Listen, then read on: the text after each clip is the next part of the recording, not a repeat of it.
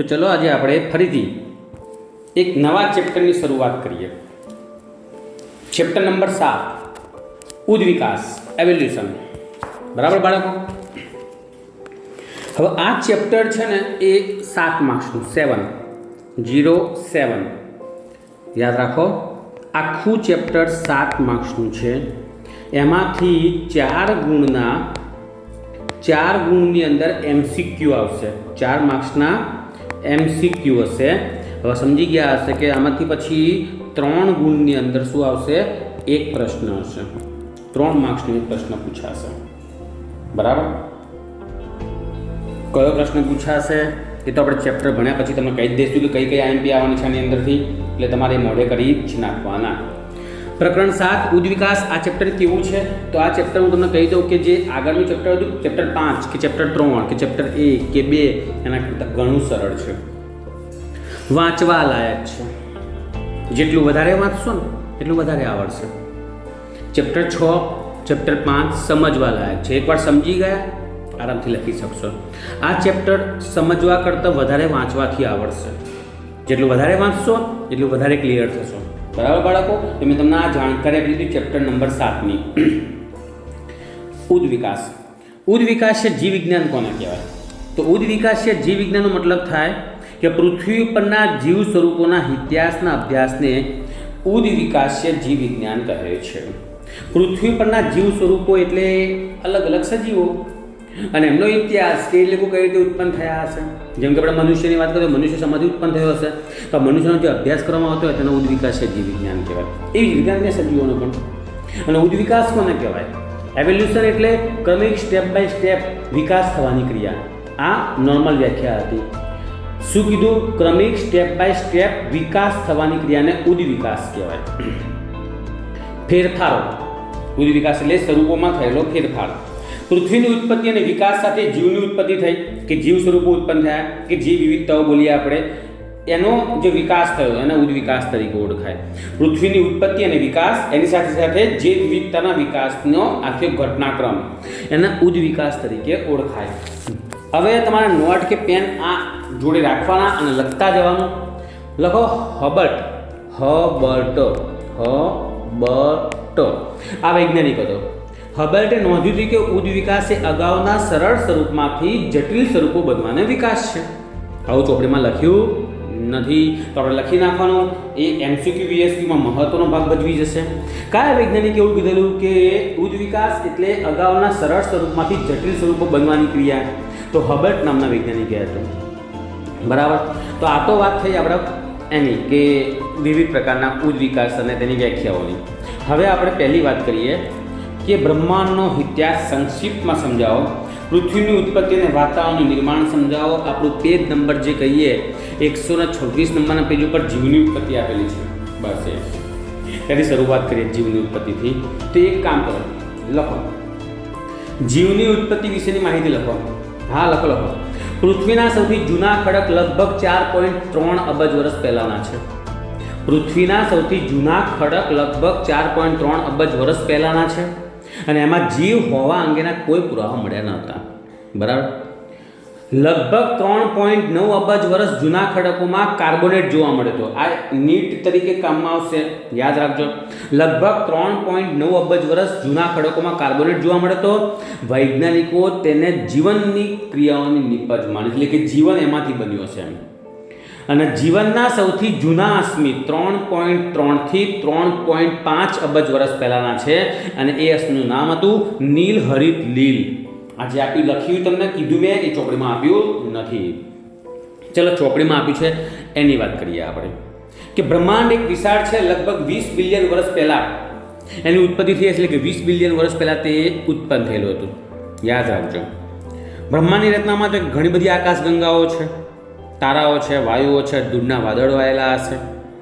એની ઉત્પત્તિ કઈ રીતે થઈ હશે? બ્રહ્માંડ કઈ રીતે બન્યું હશે?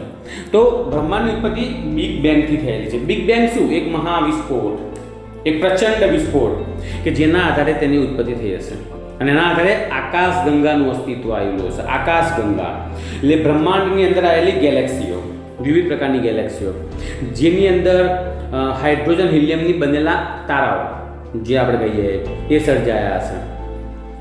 હવે આ સમગ્ર ઘટનાક્રમ કઈ રીતે બન્યો હશે એની વાત કરું તો જો તમારા ચોપડીની અંદર જે છે આવું જો બોલું છું હું નહીં લખ્યું, આનો એક વિડીયો હું તમને બનાવીને આપીશ એનિમેશનનો, બરાબર? તમે એમાં જોશો, અત્યારે હું જે કહું છું ધ્યાનથી સાંભળજો, મજા આવશે, ખરેખર મજા આવશે. જો સાંભળો, શરૂઆતમાં બ્રહ્માંડ છે ને આવું હતું, એક નાનકડા વાદળ સ્વરૂપે હતું. નાનકડું એક બ્રહ્માંડ આવું હતું અને આ હાઇડ્રોજન કે હિલિયમનું જ બનેલું હતું, બરાબર? આ વાદળ.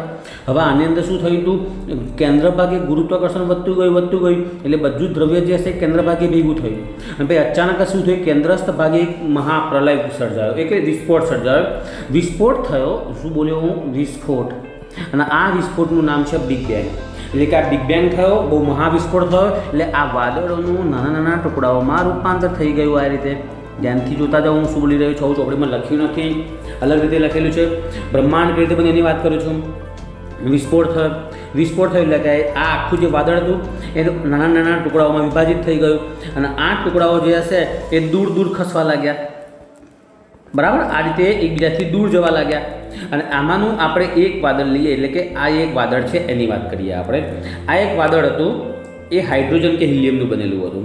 હવે આ હાઇડ્રોજન કે હિલિયમનું જે વાદળ આવેલું હતું, બરાબર, હવે એની અંદર બધું દ્રવ્ય મોટાભાગે કેન્દ્રમાં સ્થગિત થઈ ગયેલું હતું. સમજી લો કે 99% દ્રવ્ય 99.5, ચલો જવા દો, 99% દ્રવ્ય છે ને એના કેન્દ્રમાં ભાગે હતું અને 1% જે દ્રવ્ય હતું ને એ એની આજુબાજુ, કેન્દ્રસ્થના આજુબાજુ બધું ગોળ ગોળ એના ફરતું હતું. કેમ કે કેન્દ્રના ભાગે દ્રવ્ય વધારે હતું એટલે ગુરુત્વાકર્ષણ પણ એનું વધારે હતું, બાકીનું બધું દ્રવ્ય એની આજુબાજુ ગોળ ગોળ ઘૂમ્યા કરતું હતું, બરાબર? હવે ફરીથી અહીંયા બિગ બેંગ સર્જાયો. આની અંદર પ્રથમ બિગ બેંગ થયો તો એના કરતાં થોડોક ઓછો વિસ્ફોટવાળા કરે છે. હવે આની અંદર શું થયું, કેન્દ્રની આજુબાજુ વિસ્ફોટ સર્જાયો, એટલે કેન્દ્ર જે હતું એ તો એમને એમ જ રહ્યું. આ કેન્દ્ર જે હતું એ તો એમને એમ જ જોવા મળતું હતું, પણ અહીંયા આજુબાજુનો વિસ્ફોટ સર્જાયો એટલે એ ભાગની અંદર શું થયું, ટુકડા થઈ ગયા. એ ભાગના આ રીતે નાના મોટા ટુકડા થઈ ગયેલા હતા, બરાબર? હવે જે ટુકડા થઈ ગયા પણ એ છટકી ના શક્યા. પહેલાં આ બધા જે વાદળો છટકી ગયા હતા, બરાબર, પણ અહીંયા કેમ ના છટકે, કેમ કે કેન્દ્રમાં શું આવેલું હતું, પ્રચંડ ગુરુત્વાકર્ષણ હતું અને આ કેન્દ્રમાં જે બધું દ્રવ્ય હતું એનું નામ પડી ગયું આદિ સૂર્ય. એવું નામ આપણે પાડ્યું, આદિ સૂર્ય. અને આ જે દ્રવ્યો હતા ને, આ જે નાના નાના વાદળો હતા ને, એ આ આદિ સૂર્યના ફરતે શું થવા લાગ્યા, ગોળ ગોળ ઘૂમવા લાગેલા, ગોળ ગોળ પરિભ્રમણ કરવા લાગેલા. પણ આમની પરિભ્રમણ કક્ષા કેવી હતી, અનિયમિત. હવે આ છે ને આ દિશામાં જતું હશે તો આયરું આ દિશામાં આવશે. પરિણામ શું થશે કે ભવિષ્યમાં બંને ભટકાવાના. આયરું આમ જતું હશે તો આયરો આમ જતો હશે, એટલે ભવિષ્યમાં લોકો ભટકાય એટલે શું થતું હશે, જે મોટું વાદળ હશે એની સામે જે નાનું વાદળ ભટકાશે એટલે નાના વાદળના વધારે ટુકડાઓ બની જશે. નાના વાદળના વધારે ટુકડા બની ગયા તો મોટા વાદળનું ગુરુત્વાકર્ષણ પણ નાના વાદળ કરતાં કેવું હશે, વધારે. માટે એ પેલા નાના વાદળનું શું કરશે, ગળી જશે અને મોટું વાદળ બનાવશે. આવી રીતે અથડાવાની અને જોડાવાની જે ક્રિયા હતી લાખો વર્ષ સુધી ચાલી, બરાબર? એ દરમિયાન જે આદિ સૂર્ય હતો એ આદિ સૂર્યમાં તાપ ન્યુક્લિયર સંલયન પ્રક્રિયા શરૂ થઈ. તમે નામ સાંભળ્યું છે, તાપ ન્યુક્લિયર સંલયન પ્રક્રિયા. એના પરિણામે આદિ સૂર્ય જે હતો એ ઝળહળી ઉઠ્યો અને આજનો સૂર્ય બની ગયો, એમ ઝળહળી ઉઠ્યો. અને આ જે બધા જે જોડાવાની અને અથડાવાની જે ક્રિયા હતી એ પણ ક્રિયા ચાલુ હતી આદિ સૂર્ય સાથે બનવાની ક્રિયા. એટલે એમાંથી ગ્રહો બન્યા, 9 ગ્રહો બન્યા. ટૂંકમાં અત્યારનો આપણો આ સૂર્ય બન્યો અને એની આજુબાજુ આપણે જે પેલા 9 ગ્રહો કહીએ, બુધ કહીએ, મંગળ કહીએ, ટૂંકમાં સૂર્યમંડળનું અસ્તિત્વ આવ્યું. 9 ગ્રહો સૂર્ય બન્યા. ધીમે ધીમે ઉપગ્રહો બનતા ગયા, એમાંથી લઘુ ગ્રહો બનતા ગયા. એ રીતે શું થતું, એ ઉલ્કાઓ બનતી ગઈ, ધૂમકેતુઓ બનતા ગયા અને સરસ મજાનું આપણું સૂર્યમંડળ અસ્તિત્વમાં આવ્યું. આ જે સૂર્યમંડળ અસ્તિત્વમાં આવ્યું એની વાત કરીએ આપણે તો ઘણા બધા વર્ષો પહેલાં થઈ ગયેલું હતું. આશરે હું તમને કહી દઉં કે બ્રહ્માંડની અંદર 4.5 અબજ વર્ષ પહેલાં પૃથ્વી અસ્તિત્વમાં આવેલી હતી. એવું કહી શકાય કે 4.5 અબજ વર્ષ પહેલાં પૃથ્વી અસ્તિત્વમાં આવી હશે તો આપણે આ પૃથ્વી અસ્તિત્વમાં આવી ગયેલી હતી. સમજી લો ને કે આ પૃથ્વી આવી ગઈ છે. પણ હવે આ તો થઈ બ્રહ્માંડની ઉત્પત્તિની બધી વાત, કે બ્રહ્માંડ આવી રીતે બન્યું, એમાંથી સૂર્યમંડળ આવી રીતે બન્યું હશે, બરાબર? તો મેં તમને આજે બધી હતું માહિતી આના આપી. આકાશગંગા આવી, તારાઓ આવ્યા, પૃથ્વીની ઉત્પત્તિ થઈ તો લખ્યું છે જો દૂધગંગા બની આપણી, મિલ્કી વે કહેવાય. દૂધગંગાનો આપણે દૂધગંગા એટલે મિલ્કી વે એટલે આપણી જે આકાશગંગા છે ને, આકાશગંગાનું નામ છે દૂધગંગા આપણે, એવી રીતે, બરાબર? અને એ 4.5 બિલિયન વર્ષ પહેલાં પૃથ્વીની રચના થઈ હશે આપણે આકાશગંગાની અંદર. ઓકે, તો આ MCQ બનશે મારા વાલા વિદ્યાર્થીઓ, ખાસ યાદ રાખજો. આકાશગંગાના સૌરમંડળમાં 4.5 બિલિયન વર્ષ 4.5 અબજ વર્ષ પહેલાં પૃથ્વીની રચના થઈ હોવાનું મનાય છે. હવે આ પૃથ્વી તો બની ગઈ, પણ પૃથ્વી વખતે કેવી હશે? સૂર્યમાંથી છૂટી પડી હતી ને બેટા. હવે સૂર્યમાંથી છૂટી પડી હોય તો સિમ્પલ વસ્તુ છે ને, કેવી હોય? ગરમ લાઈ જેવી હોય ને. સૂર્યમાંથી છૂટી પડેલો ટુકડો હતો તો પછી કેવી હશે? કેવી હશે? ગરમ. તેનું તાપમાન કેટલું હશે? 5000 થી 6000 અંશ સેલ્સિયસ. કોનું તાપમાન? પૃથ્વીનું તાપમાન. પૃથ્વીનું તાપમાન 5000 થી 6000 જેટલું. એક મિનિટ, આપણે એની અંદર એક દોરીએ. આ પૃથ્વી છે, સૂર્યમાંથી છૂટી પડી, બરાબર. અને એનું તાપમાન કેટલું કીધું? 5000 થી 6000 અંશ સેલ્સિયસ કીધું છે. બહુ જ ઊંચું તાપમાન હતું પૃથ્વીનું. એટલે પૃથ્વી ધગધગતા ગોળા સ્વરૂપે હતી. કાળક્રમે આ પૃથ્વી છે ને એ ઠંડી પડતી ગઈ, બરાબર. હવે ઠંડી પડતી ગઈ કેમ કે સૂર્યથી દૂર ખસતી ગઈ, એટલા માટે ઠંડી પડતી ગઈ. સૂર્યથી અમુક અંતર સુધી, આમ ઘણા બધા અંતર સુધી ખસતી ગઈ. જ્યારે પોતાનું જે ધરી હતી ગુરુત્વાકર્ષણની, ત્યાં આવીને અટકી ગઈ હતી. હવે ત્યાંથી સૂર્યથી ઘણું બધું અંતર આવી ગયેલું હતું, બરાબર. એટલે ઠંડી પડતી ગઈ ધીમે ધીમે. હવે આ સ્થિતિએ શું થયું? એટલે વાયુનું ઠારણ આવી ગયું. એટલે કે જે અંદર એટમોસ્ફિયર બન્યું હશે એ ઠારણ, એટલે કે પૃથ્વી ઠંડી પડી એટલે વાયુઓ ધીમે ધીમે ઠંડા પડ્યા. એમાં જે ભારે ધાતુઓ હતા, જેમ કે આયન, કે લખી નાખજો. આયન એટલે કે Fe, નિકલ એટલે કે Ni, આ બધા પૃથ્વીના કેન્દ્ર ભાગમાં ભેગા થયા. હા, આયન, નિકલ, સોનું, આ ભારે ધાતુઓ હતા જે પૃથ્વીના કેન્દ્રમાં ભેગા થયા. એના ગર્ભની અંદર આપણને ખબર છે એની અંદર ભેગા થયેલા. જ્યારે હલકા તત્વો જેમ કે helium, hydrogen, oxygen, nitrogen, carbon વગેરે પૃથ્વીના વાતાવરણમાં બનાવ્યા, એટલે કે એટમોસ્ફિયર બનાવ્યું, બરાબર. યાદ રાખજો, લિથોસ્ફિયર બન્યું, એના પછી એટમોસ્ફિયર બન્યું. આ રીતે જીવની ઉત્પત્તિ જે હતા એના માટેના તત્વો જે હતા એ બનતા ગયા. અને રાસાયણિક ફેરફારના આધારે પછી એમાંથી રાસાયણિક ઉદ્વિકાસ બનતો ગયો. હવે રાસાયણિક ઉદ્વિકાસ કોને આપેલો હતો? પેજ નંબર 127 ઉપર છેલ્લો ફકરો જુઓ. છેલ્લો ફકરો એમાં પહેલી લાઈનમાં વાંચો. રશિયન વૈજ્ઞાનિક ઓપેરિન અને હાલ્ડેન, ઇંગ્લેન્ડનો બીજો વૈજ્ઞાનિક હતો હાલ્ડેન, એમને રાસાયણિક ઉદ્વિકાસ સમજાયો હતો. તે જે આપણે આના પછીના વિડીયોમાં લઈશું. તો આ તો અત્યારે શું કર્યું? ખાલી બ્રહ્માંડની ઉત્પત્તિ વિશેની માહિતી લીધી. પૃથ્વીની ઉત્પત્તિ થઈ, આ બધું લખેલું છે. હવે જો હું તમને રાસાયણિક ઉદ્વિકાસમાં આના વિશે સવિસ્તર માહિતી આપતો જઈશ, બરાબર.